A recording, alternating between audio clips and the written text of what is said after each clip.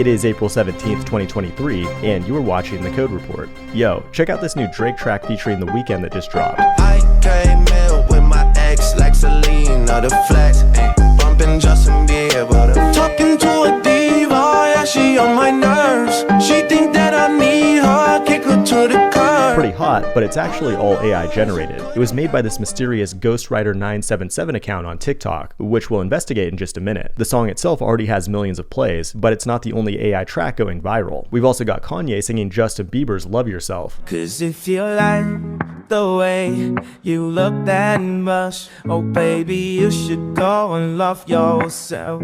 That sounds almost flawless, but these are some of the best cherry-picked examples. Like when you try to have Michael Jackson sing an Eminem song, you'll notice a lot more artifacts in the end result.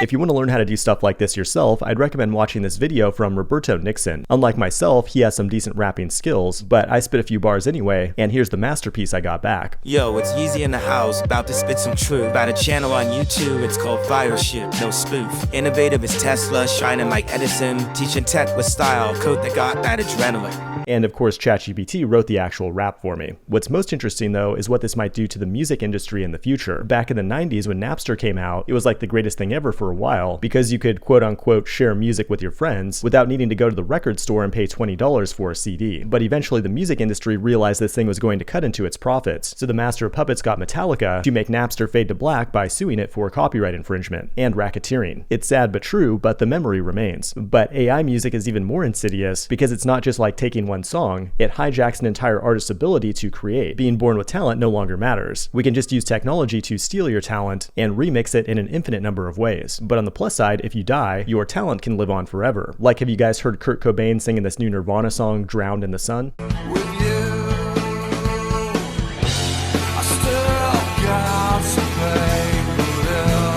I think it's only a matter of time before they crack down on this technology. Once Lars from Metallica hears about this, it's going to be over quickly, and we'll have to start trading these AI tracks on the dark web. Right now, there's some innocent, naive kid out there who's going to use AI to generate a Taylor Swift song in a couple of years.